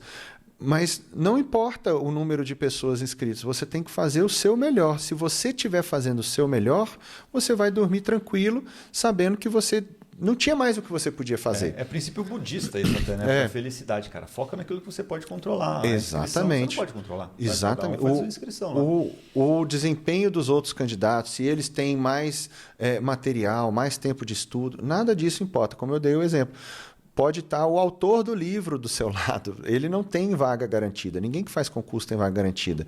Quem fizer o trabalho bem feito vai ter resultado e vai alcançar o objetivo de passar. Sim, ó, e você contou uma história para mim aqui antes do podcast, quero que você conte isso, porque vamos lá. Eu sempre teve até um post que viralizou, né, que eu coloquei assim, ó, pergunte para um concurseiro frustrado se vale a pena passar no concurso, ele vai te dizer que não, né? Porque, pô, as pessoas normalmente não querem que você tenha uma vida melhor do que a delas, né? Isso aqui é meio que instintivo ali, né? Poucas pessoas abrem essa brecha assim. Eu falo, pergunte para um concursado, né, se vale a pena ser concursado, tenho certeza que ele vai te incentivar, ele vai falar que você consegue, que é só pagar o preço, porque ele passou por esse processo. É sempre assim? Porque você me contou uma história que eu acho que não é sempre assim, não. Não é assim. Não vou falar o nome da pessoa. É uma pessoa famosa hoje. Famosa. Mas, fica a dica. Mas lá em 2005, no Orkut, finado Orkut, eu estava sonhando em ser consultor legislativo um dia, né? Em Brasília ali. E eu achei uma comunidade do Senado Federal e o pessoal estava lá conversando e tinha um cara que era consultor do Senado. Aí eu puxei papo com ele e falei, olha, esse é o meu sonho, meu cargo dos sonhos, que legal, me dá uma dica, alguma coisa assim, né?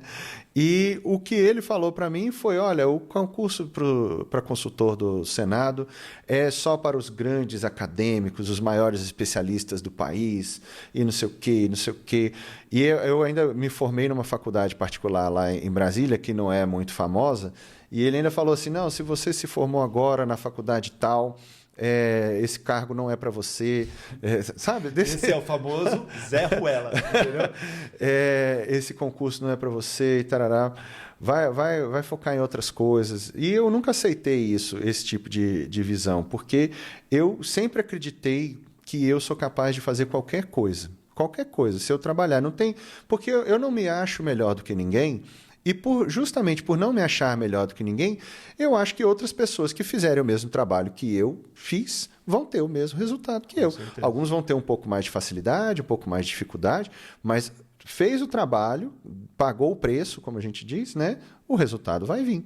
Então, eu não me deixei abalar por essa ducha. Das duas umas, desculpa.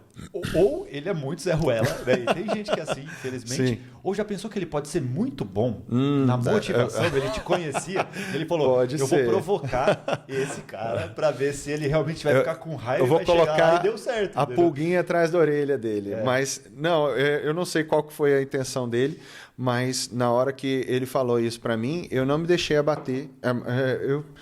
Eu falei assim, não, ele não é melhor do que eu. Ele já é consultor legislativo, eu acabei de me formar na faculdade, tá? Ele está na minha frente aí em anos de estudo, mas se eu botar os anos de estudo na cadeira ali, eu alcanço qualquer cargo, inclusive esse. E vamos em frente. E eu continuei em frente, estudando bastante, fiz vários concursos. E para você ver, no começo você já tinha uma inteligência emocional legal, porque é muito fácil uma pessoa às vezes se abalar com isso. Com certeza. E é isso, eu estou gostando muito de participar dos podcasts com vocês, da parte do concurso, porque eu acho que você vê a experiência de outras pessoas também serve como inspiração. Então, sou consultor legislativo, já paguei esse preço, alcancei esse cargo e eu estou dizendo para vocês todos, se você se dedicar, você consegue passar em qualquer concurso. Vai demandar dedicação. Essa parte não tem como tirar. Por mais facilidades que tenha, site que tem questões de concurso, mapa mental, inteligência artificial, qualquer coisa. Isso não substitui o seu trabalho. Então, se você fizer o trabalho, você pode ser consultor legislativo também, pode ser juiz, pode ser qualquer coisa. Então, assim, eu queria trazer a minha experiência no mundo dos concursos para poder inspirar as pessoas, para que elas também acreditem que podem passar, vão ter que trabalhar muito, estudar muito, se dedicar muito, mas podem alcançar qualquer coisa. Eu falo isso com os meus filhos. Você pode ser o que você quiser. E você falou da mentalidade, eu até lembrei aqui. Eu acho que uma parte importante dessa minha mentalidade veio de uma coisa que aconteceu quando eu era criança. Eu tinha 7 ou 8 anos.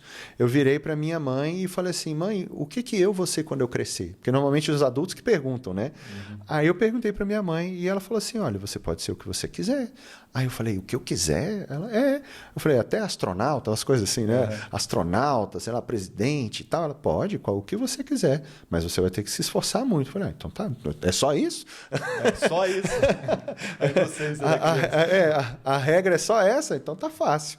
Porque o meu na época eu não tinha essa consciência. Hoje em dia, analisando, o meu trabalho, a quantidade de trabalho que eu estou disposto a colocar, eu controlo. Se eu controlo, eu preciso mais, eu boto mais. Se eu não parar, eu costumo dizer que em concurso público só não passa quem desiste e quem morre. Morreu, não vai passar mais, né? E se desistir, também não vai passar. Porque se você vai ser reprovado em todas as provas que você não fizer. Sim. Já nasceu reprovado. Nesse quesito aí. Então, se você não desistir e não morrer, você passa. Eu precisei me dedicar muito na hora que eu levei a sério, foi quando nasceu a minha filha, né? A minha filha nasceu em 2011 e até ali eu já tinha alguns anos de estudo sem resultado, mas eu não estava levando a sério. Você entrou na Câmara quando? Na Câmara eu fui nomeado em 2018, mas o concurso é de 2014, né? Mas eu estava alguns anos estudando sem resultado nenhum, infelizmente, mas a culpa era minha. No momento em que a minha esposa ficou grávida, eu falei assim, eu preciso levar... Porque assim, você tem filho também, né? Uma sensação que eu tive foi que eu amadureci muito quando a minha esposa ficou grávida, aí minha filha nasceu. Aí eu deixei de dar essas desculpinhas, assim, cartas marcadas, esses concursos é tudo assim mesmo, e não sei o quê. É sempre a fuga, né? Exatamente. A gente se esconde, né, nessas coisas. Mas eu comecei a levar a sério. Então, na época, eu trabalhava no Sebrae, né? CLT, e eu entrava 8h30 no Sebrae. E eu precisava estudar. E eu tinha 1 hora de almoço. E no Sebrae eu trabalhava, inclusive, na área de agronegócio. Então, eu pegava o carro, era 60 quilômetros de estrada e depois mais 30 quilômetros de estrada de terra para chegar na comunidade lá onde a gente ia fazer um trabalho de empreendedorismo com os agricultores e tal. Então, era uma rotina muito desgastante, mas eu precisava estudar. E isso é uma das coisas que talvez muitos seguidores do seu canal... É uma desculpa que muitos seguidores podem dar assim, não, mas eu não posso estudar para concurso porque eu trabalho o dia inteiro, né? É aquele negócio, sabe? É muito comum pai e mãe falar assim, eu lutaria com um ladrão para proteger meu filho, eu pularia na frente de um tiro, sabe? Essas coisas assim. Sim. Não precisa de tudo isso, não precisa. Se você quer dar um futuro melhor para sua família, para sua esposa, para os seus filhos, para o seu marido, às vezes, não precisa pular na frente de um tiro, se Deus quiser.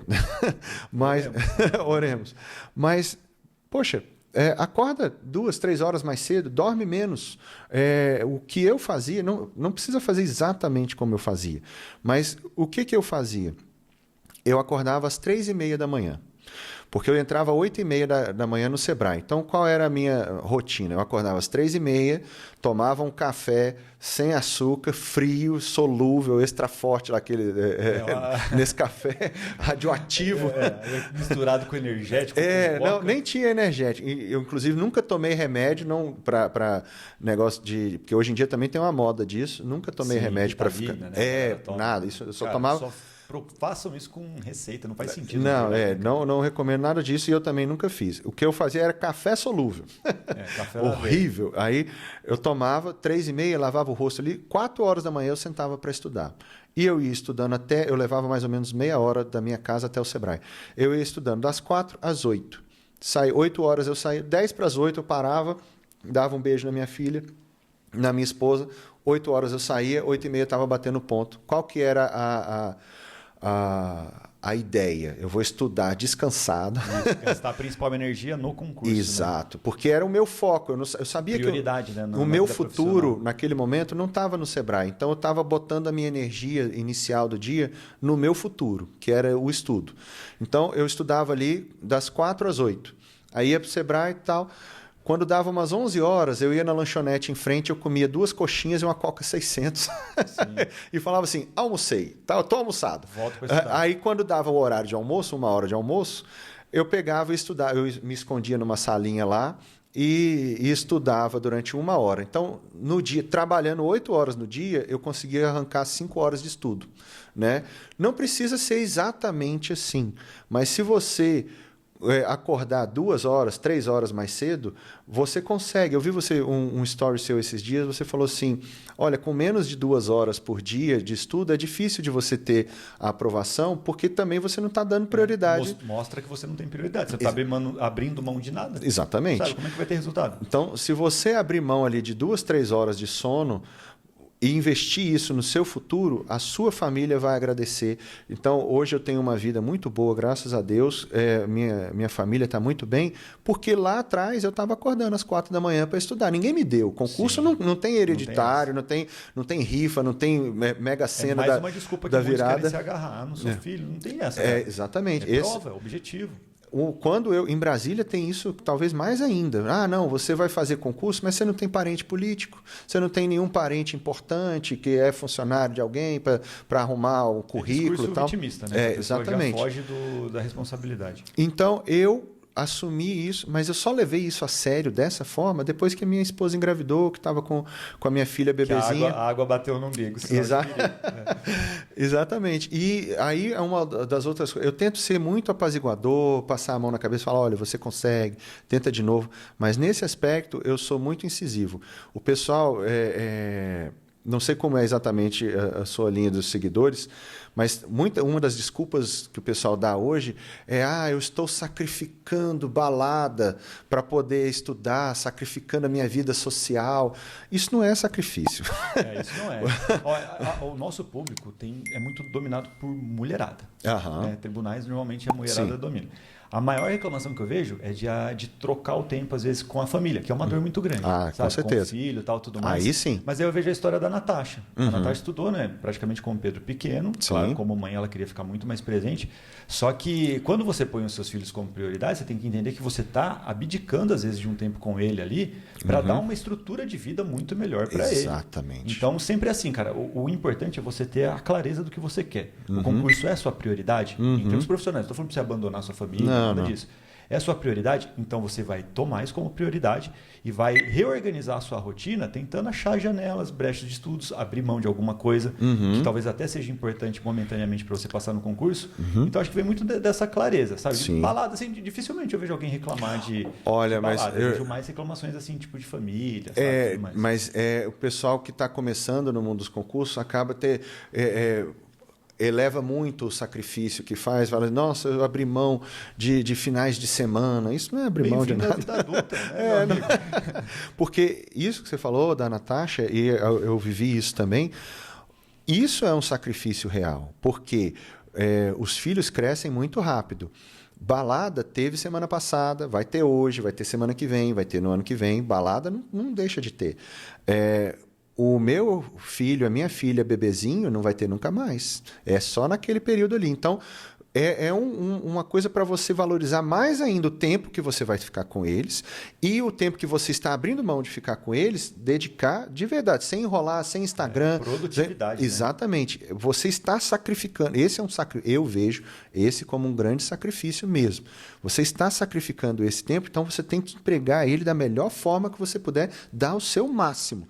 E aí você vai construir um futuro melhor para todo mundo na sua família. E dar ao máximo, gente. Quanto mais ocupado você for, mais você tem que ser produtivo. Sim. Então tem que focar naquilo que é mais importante, tem que evitar desperdício, porque isso que vai fazer a diferença ali na velocidade que você vai conseguir o resultado. Né? Muitas pessoas têm o dia inteiro, às vezes, para estudar, às vezes mora com os pais ainda, porque hoje em dia a adolescência vai até os 28. Né? Sim. Eu acho que a pressão fica até maior. Mas acaba que esse negócio da prioridade, que você falou assim, quanto mais ocupado, mais produtivo você tem que ser. Às vezes o pessoal já se formou, a vida é só estudar para o concurso. Não dedica o tempo que não tem família, às vezes, não tem esposa, não tem filho, o tempo todo disponível para estudar. Não estuda. E é uma vantagem competitiva, né? A gente que teve tempo apertado, sabe? Eu estudava no trenzão. Eu fiz muito. 2 horas para voltar. Era o meu cantinho de estudos. Nossa. E eu sabia que eu estava competindo com gente que tinha a estrutura perfeita lá, criado no Danone, bolinha de gude no carpete, porque é assim, não. O mundo é assim. Sim. Então eu sabia, eu tenho uma condição pior, uma carga horária menor, uma condição de ambiente aqui pior. Então eu preciso ser mais produtivo, eu preciso fazer diferente dessas pessoas. Exatamente. Se eu fizer o mesmo que eles fazem, eu não vou ter resultado, eles têm mais tempo. Isso. É isso que as pessoas têm que pensar e parar de se comparar, que aí vem uma comparação tóxica que antes a gente não tinha. Hoje todo mundo tem Instagram, o Instagram, tem os vlogs, uma vitrine lá. O cara fica postando, a menina naquele cantinho perfeito, a pessoa fica querendo se comparar com aquilo. Você tem que se comparar com uma pessoa que tem a mesma realidade que a sua. Se você achar que tem uma pessoa na mesma realidade que a sua, se dedicando mais, ela vai passar na sua frente. O resto é resto. Mas se dedicar mais do que ela, você consegue controlar. Você, só por querer, você não muda a sua realidade. Ah, não, ao invés de 2 horas no trem, eu vou ficar em home office. Só pelo pensamento positivo, não muda a realidade assim. Mas, não, beleza, eu tenho 2 horas no trem. Eu fazia isso, eu ia de metrô, estudando para o concurso de consultor, porque eu já estava no TST. Então, quando eu fui estudar para o TST, eu voltei a acordar de madrugada, mas como eu entrava só meio-dia no tribunal, e eu levava 1 hora, o tribunal era mais longe que o Sebrae, eu levava 1 hora da minha casa até o tribunal, então eu saía de casa às 11. Eu estudava ali de 4, 5 da manhã até às 10 horas da manhã. Eu parava, me arrumava, tomava banho, me arrumava as coisas ali e tal, e aí eu ia para o tribunal saindo de casa às 11. Era 1 hora que eu ficava no metrô, era 1 hora a mais de estudo.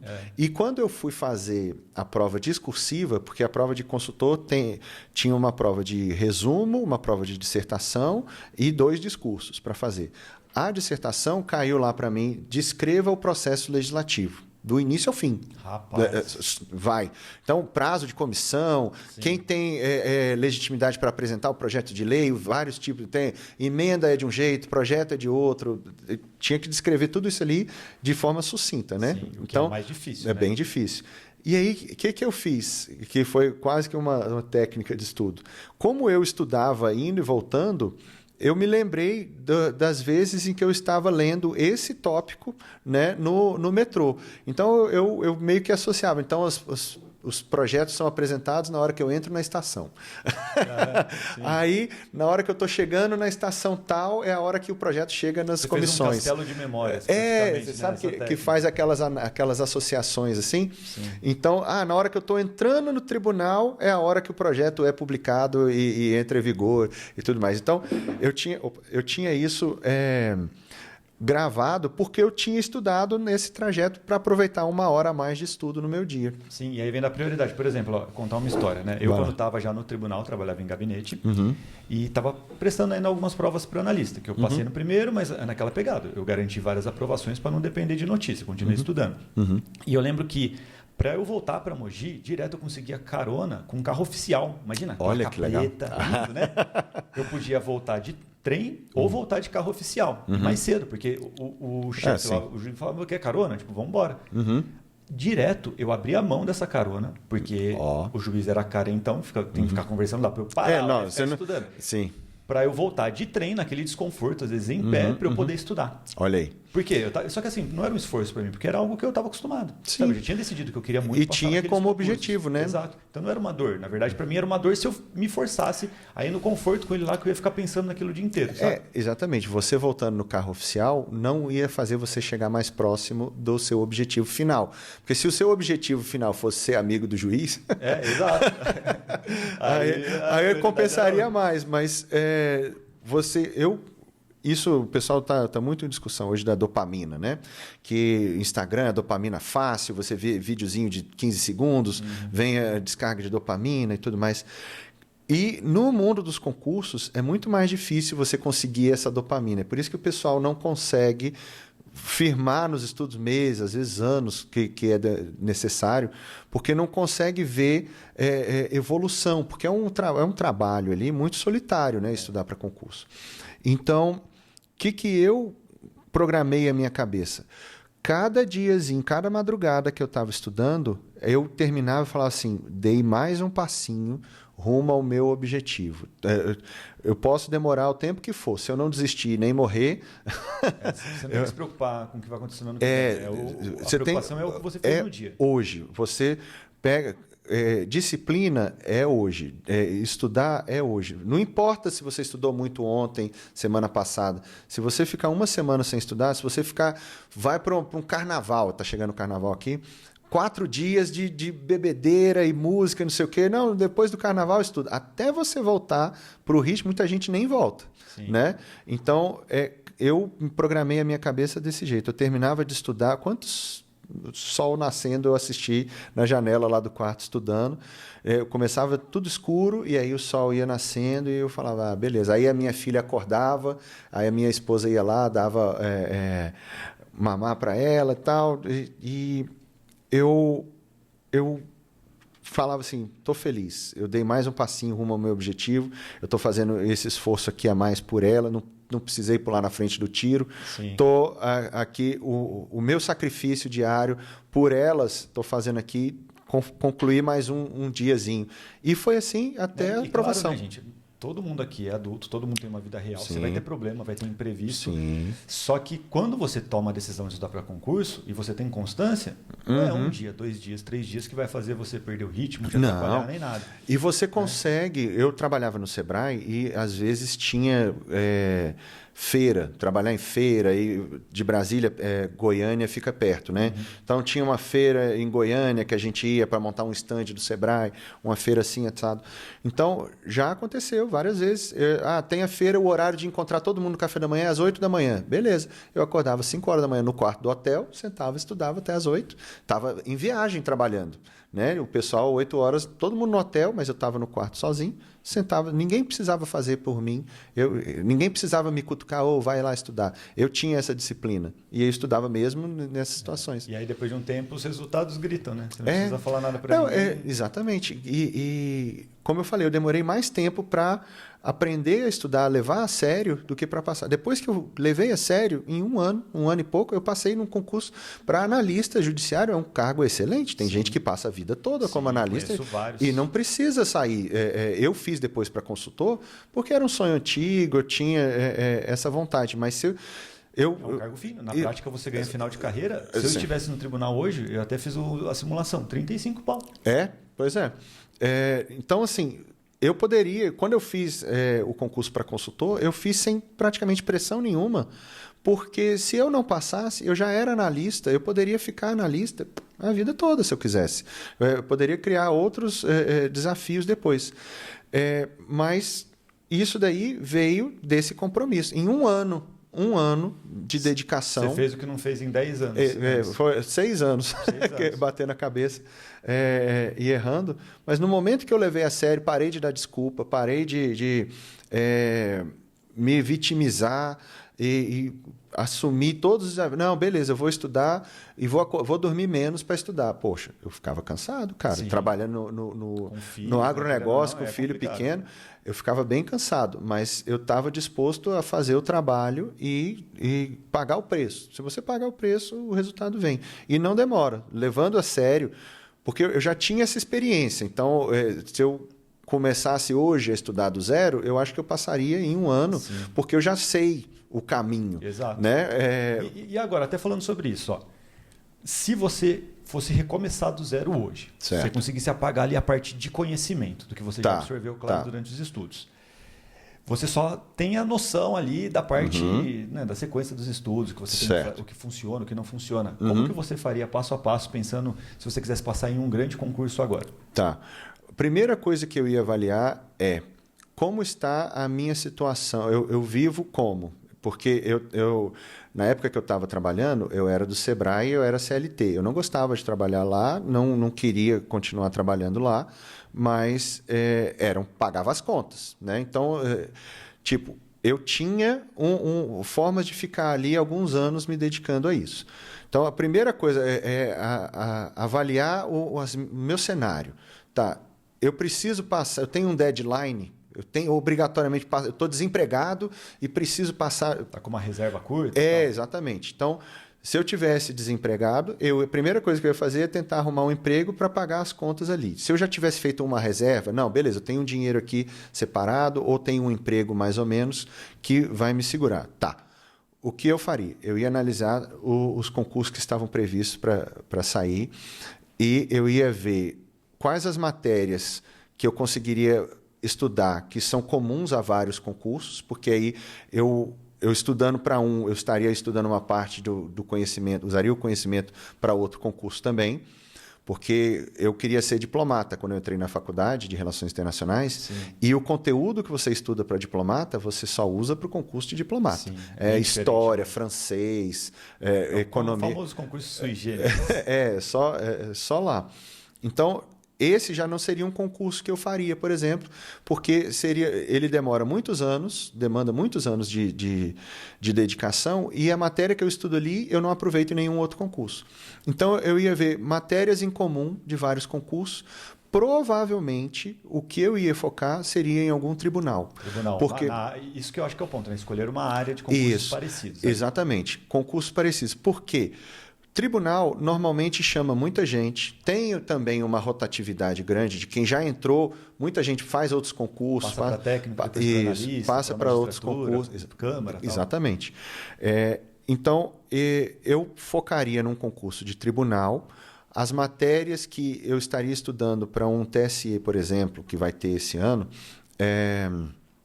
eu conseguiria aproveitar para outro concurso depois e iria focar a minha preparação nisso. Questões desde o início, simulado desde o início, e a partir daí eu iria galgando cada passinho, dia após dia. E eu acho, sinceramente, que em um ano, eu já não estudo para concurso, de abrir para estudar para concurso há 10 anos, mas eu acho que em menos de um ano, eu passaria para um concurso. Esse é o caminho que eu vejo, assim, sabe? De pessoas que se dedicam. Realmente, vários aqui numa aprovação ágil passaram no primeiro que fizeram. Pois é. Técnico, de analista, é comum, gente. Não é Sim. um bicho de 7 cabeças. Não. O difícil é você encontrar as pessoas que pagam o preço. Encontrou esse grupo de pessoas, o negócio funciona, né, cara? Se você assume a responsabilidade de pagar o preço e se você tem alguém aí puxando a sardinha para o trabalho que eu estou começando a desenvolver. Sim. Se você tem um mentor para te orientar, para te dizer, olha, segue por aqui, estuda dessa forma, organiza a sua agenda dessa forma, isso daí vai acelerar ainda mais a sua aprovação. Então, é como eu faria se eu fosse começar do zero hoje. Sim. Até falando sobre a mentoria que você tem hoje. Sim. Você tem a mentoria e tem um curso também que é voltado para a discursiva. Né? Sim. Como que funciona? O que você faz para ajudar a galera hoje a passar em concurso? Olha só. A mentoria, quem tiver interesse, pode entrar em contato no meu Instagram, mandar um direct para mim que a gente manda as informações. Eu deixei todos os contatos aqui do Thiago na descrição. Pode mandar um direct para mim que eu ou alguém da minha equipe vai responder vocês. Os cursos, a gente está focando em cursos de discursivas. Então, tem o meu site, consultortiagodemelo.com.br. Thiago com H. Thiago com H e Melo com um L só. Então, consultortiagodemelo.com.br, tem lá todos os cursos que a gente está disponibilizando no momento. O nosso foco é em discursivas. Já temos lá, atualmente, cursos para a NTT e para o CNU, que está na moda agora, exatamente. Vai ser um concurso bem grande e a discursiva vai ser determinante, porque saiu com o resultado preliminar, só um parênteses aqui. Saiu o resultado preliminar da prova objetiva de analista da Câmara, do concurso que teve agora recentemente.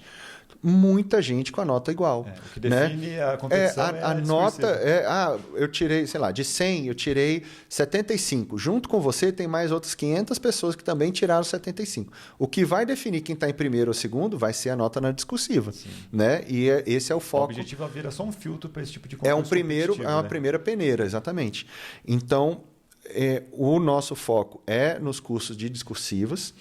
Temos lá no meu site, tem várias opções, vamos soltar novos cursos em breve. E a mentoria eu trabalho da seguinte forma, eu organizo os estudos, eu dou o caminho, eu tenho lá vídeos de técnica de estudo, de hiperfoco, como você aumentar o foco na hora do estudo. Tudo que eu tive que aprender ali na Idade da Pedra, né? Que fez a diferença na minha aprovação, eu estou entregando mastigado e eu falei da questão da mentalidade. Isso é um diferencial também. Na mentoria, uma vez por mês, a gente tenta trazer algum convidado para fazer uma live para o pessoal da mentoria. E eu comecei isso, eu tive essa ideia no concurso da Câmara. Na véspera do concurso, na sexta-feira, o concurso ia ser no domingo, a prova discursiva. Na sexta-feira, eu fiz uma live no meu Instagram com uma psicóloga de Brasília, que já tem 25 anos atendendo pacientes lá em Brasília, centenas de concurseiros, né?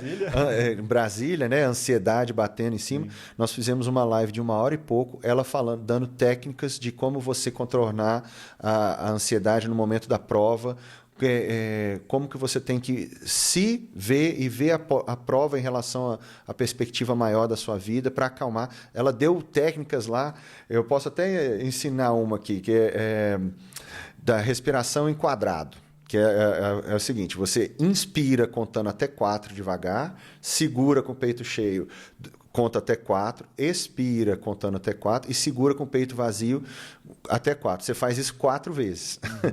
Se você fizer esse exercício lá durante a prova, dá para fazer, só respiração.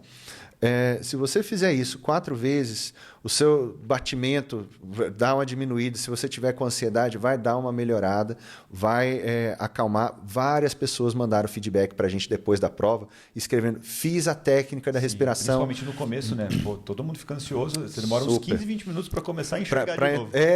Fica tudo embaçado, né? Então, na mentoria, eu levo pessoas para dar dica de estudo, dica de organização, para essa parte da mentalidade também, para ajudar o pessoal. Como eu falei, eu quero encurtar o caminho dos alunos rumo à aprovação. Por quê?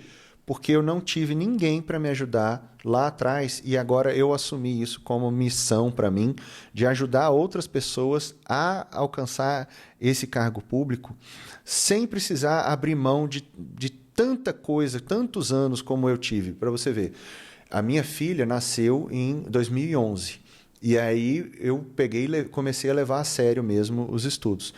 Em fevereiro de 2012, ela foi fazer 1 ano. Minha primeira filha, primeiro aniversário, primeira festinha de 1 ano. A minha esposa organizou no sábado uma festinha, era 3h da tarde, eu estudei até as 2h.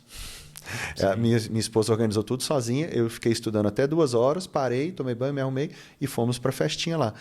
Eu tenho esse peso em mim de tudo que eu abri mão de convívio com a minha filha pequenininha e eu quero tentar facilitar, diminuir esse peso para outras pessoas. É por isso que eu criei a mentoria, por isso que eu criei os cursos, para ajudar as pessoas a agilizar essa aprovação. E é por isso que eu estou escrevendo o livro também. Sim, legal, né? Fala um pouquinho sobre o livro também. Você até mostrou a capa para mim, em breve vai estar disponível, né? Olha, eu estou terminando de escrever o livro. Provavelmente, quando sair o podcast aqui, já vai ter sido lançado. É um livro onde eu analiso técnicas que podem fazer o candidato ser aprovado 7 vezes mais rápido. Mas como que é 7 vezes mais rápido? É trabalhando 7 travas que vão atrasar você. Se você, lendo o livro, eu dou técnica também, exercício, não é só um comentário. Prático, né? Sim, tem a parte prática. Se você aplicar aquilo ali, você não vai ter aquele atraso na sua preparação e, com isso, você vai acelerar a sua aprovação. Então, eu estou terminando de escrever o livro. Em breve, já tem a capa pronta. Em breve, lá no meu site, no meu Instagram, vai estar tudo informado lá também. Sim, então fiquem de olho, né? E todas as redes sociais e contatos aqui do Thiago estão na descrição, se você estiver vendo aqui no YouTube, tá bom? No vídeo principal, inclusive, né? Que pode ser o vídeo de podcast, depois alguns cortes, inevitavelmente. Vai ter os cortes. E agora eu quero fazer uma pergunta para você. Vamos lá. Como que você se vê daqui a 5 anos? 5 anos? 5 anos. Tá. Olha, a minha visão para daqui a 5 anos eu quero, nos próximos 5 anos, deitar a cabeça no travesseiro e comentar com a minha esposa. Eu ajudei 1000 pessoas a conquistar um cargo público. Eu quero... esse é um número que eu arbitrariamente determinei para mim. Eu quero ajudar 1000 pessoas, porque ninguém me ajudou. Acho que só no podcast você já vai ajudar mais que isso. Tomara. Dá para aumentar a meta. Não, mas eu quero 1000 aprovados. Eu quero a pessoa mande um direct para mim, uma mensagem. Olha, tomei posse aqui, fui nomeado no concurso tal, aquele podcast que eu assisti lá no Bitolei me ajudou, me inspirou, então fiz a sua mentoria, li o seu livro, muito obrigado. E aí eu vou marcando, ticando. Eu quero ajudar, no mínimo, 1.000 pessoas a conquistar um cargo público nos próximos 5 anos. E eu fazendo isso, eu acho que eu vou ter meio que ajudado o meu eu do passado, porque a gente está aqui no presente, sim, olhando para 5 anos no futuro, e eu estou lembrando de 10, 15 anos no passado, onde eu estava sozinho lá, com o filho pequeno, a minha esposa, conta apertada, uma realidade de muita gente hoje. Sim, muita gente que está querendo o concurso público vive essa realidade que eu também vivi. Então, uma pessoa não teve ajuda, ainda teve um cara que tentou atrapalhar, desmotivar. Aqui nos comentários deve desmotivar. Eu não desisti, passei por cima dos comentários negativos, superei essas dificuldades do dia a dia ali de trabalho, filho pequeno, não sei o quê, e eu vou ajudar 1.000 pessoas a conquistar um cargo público. E eu agradeço mais uma vez por ter tido esse convite e vir aqui no podcast, porque eu tenho certeza que essa participação aqui também vai me ajudar a alcançar essa meta minha pessoal. Esse é o meu objetivo para os próximos 5 anos.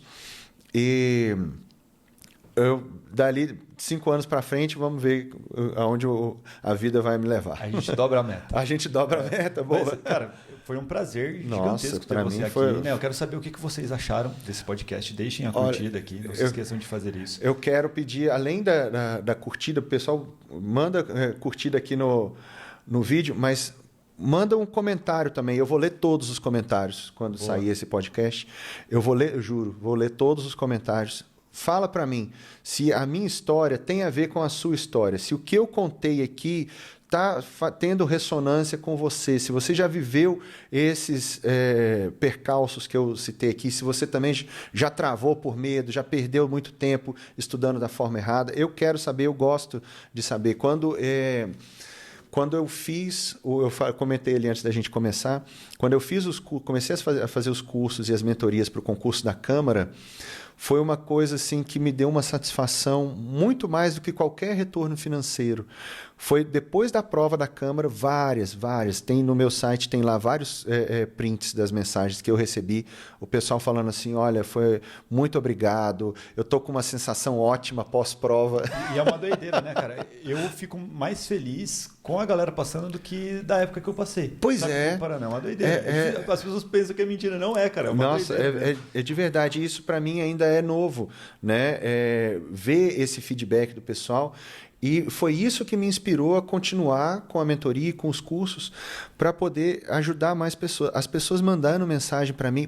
Inclusive a gente, lá no meu curso, a gente fez um pacote de temas, de sugestão de temas para redação. Legal. Nós acertamos o tema que caiu na prova do concurso da Câmara, para analista da Câmara. Imagina isso. Sim. E as pessoas mandando mensagem, olha, eu comprei o pacote de temas que vocês fizeram e o tema que vocês sugeriram foi o que caiu na prova. Que a pessoa tira na com prova. certeza. Né? Então, assim,